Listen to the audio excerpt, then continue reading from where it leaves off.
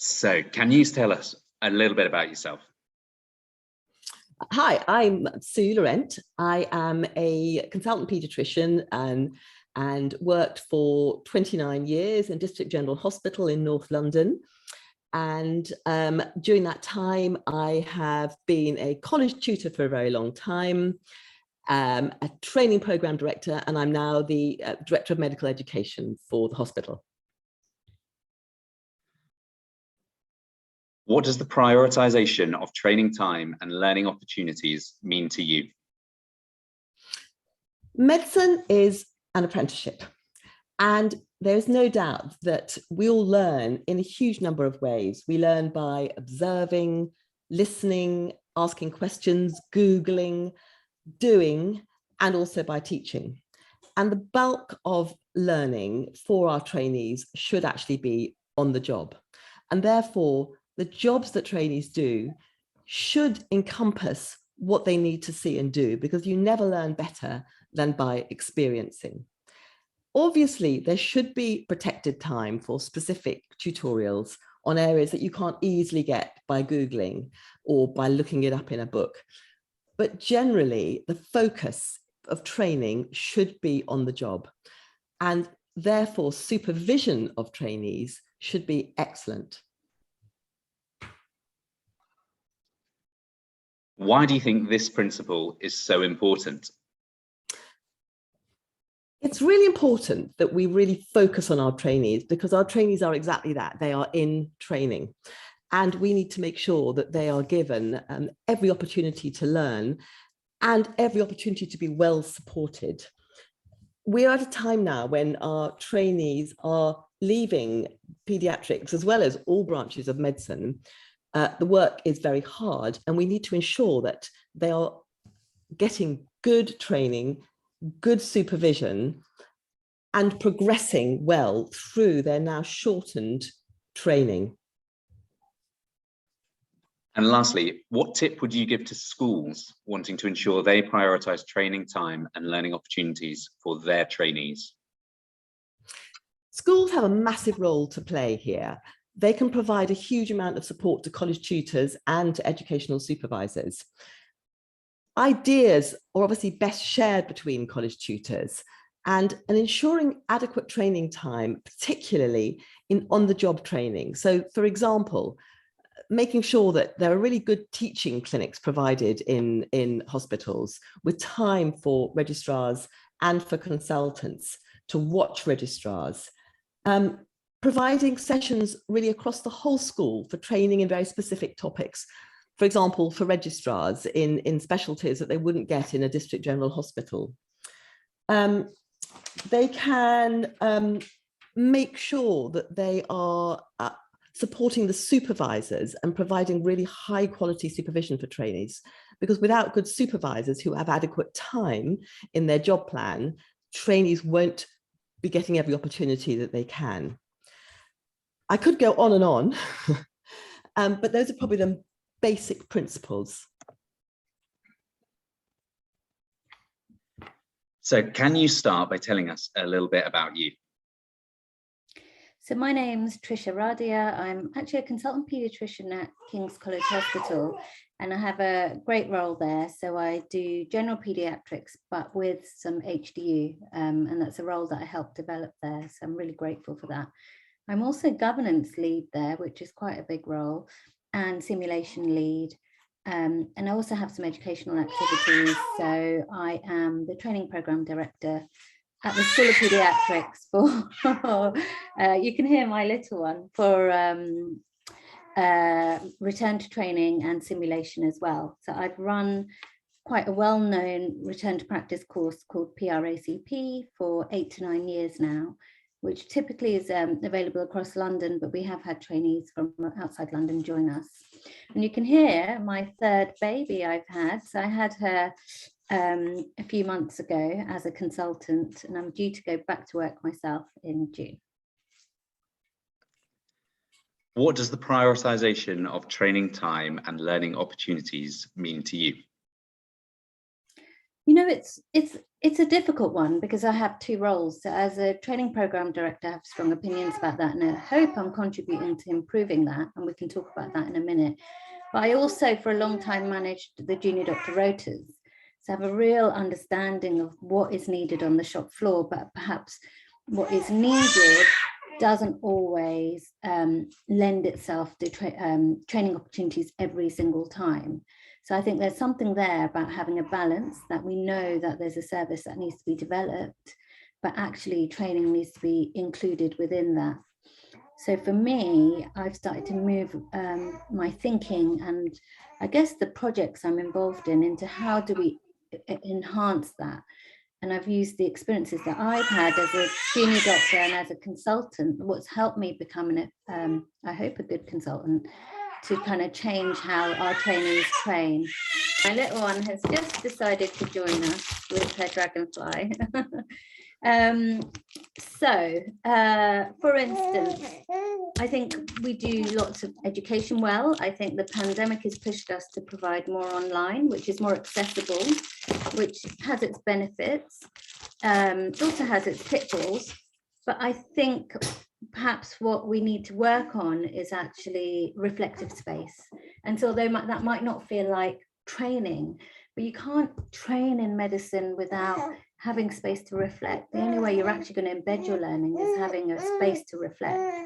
And so if you look at adult learners and the adult learning models, you need a space to kind of actively learn and then actually find what you've learned and time to kind of process that.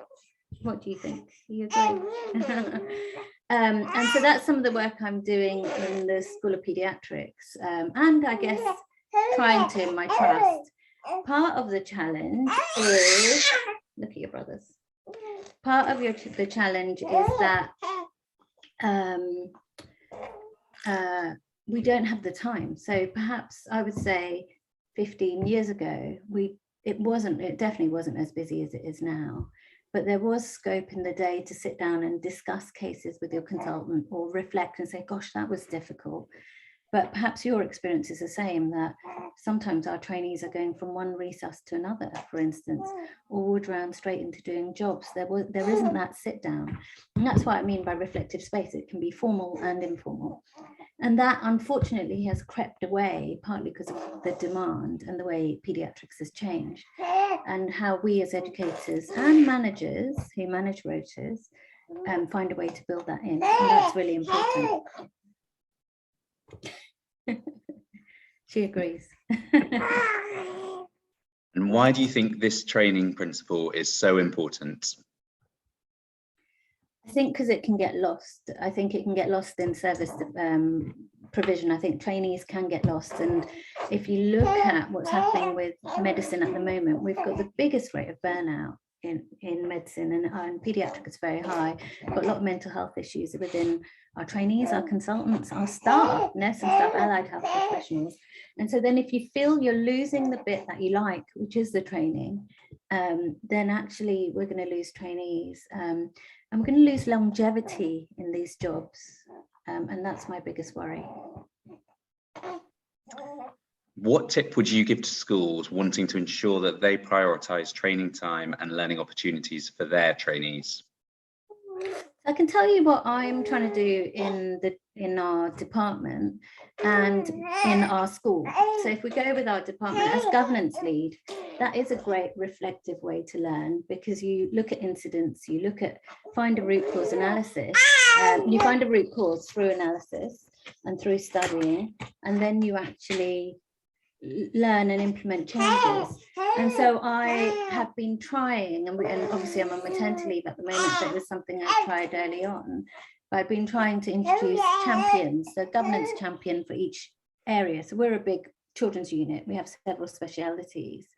And the great thing about that is they can represent their teams, they can actually, alongside consultants and nurses, they can give their opinions, they can have a space to reflect, they can share that learning, because obviously I can try and influence that and implement that, but actually doing it amongst peers works really well.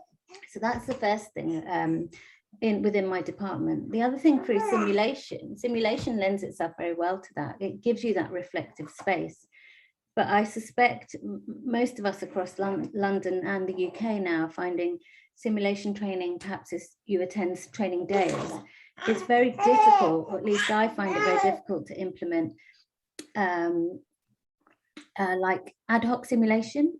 So on the ward, where you come across, you're on the ward round, and actually your last patient is a high fidelity patient, and you've got space to run a scenario or manage the patient, and then actually space to reflect. And I'd love to do that more. The challenge I've had, and I suspect many people do, is beds. I don't have any spare beds for 30 minutes where I can steal them, and time. We've got so many patients, and so actually finding a way to build that in. And I haven't succeeded yet, but definitely it's on my agenda, and I do try. You have a lot to say, don't you? You are very chatty. Yeah.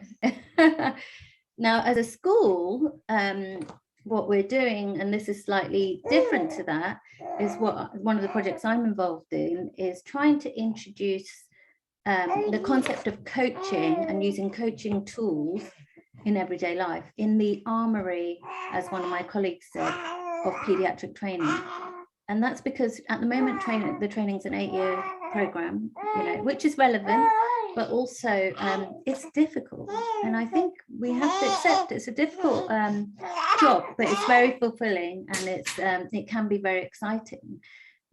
I think by acknowledging it's difficult, you then want to say, well, what are the solutions? What armory, what tools can I give my team to manage that? And there's lots of little models in coaching that can actually help you deal with the day-to-day, which is tricky. And the day-to-day isn't, how do I manage asthma? Because you can read that, you can learn that, you can actually look that up on your smartphone.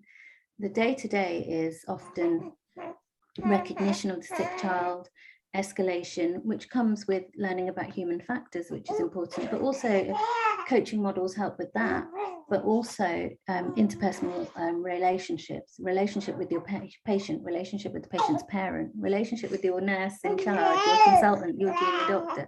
Those are the things that influence our day-to-day. And actually by having some tools to help that, I think, again, you'd have a happier trainee, a more effective, a more robust trainee in a way. And so we've run a coaching program for a few years at the School of Peds, which has been for transition points. So part of it was people who've been out of training, obviously that's my interest, but also stepping up SC3 to 4, SC7 to 8.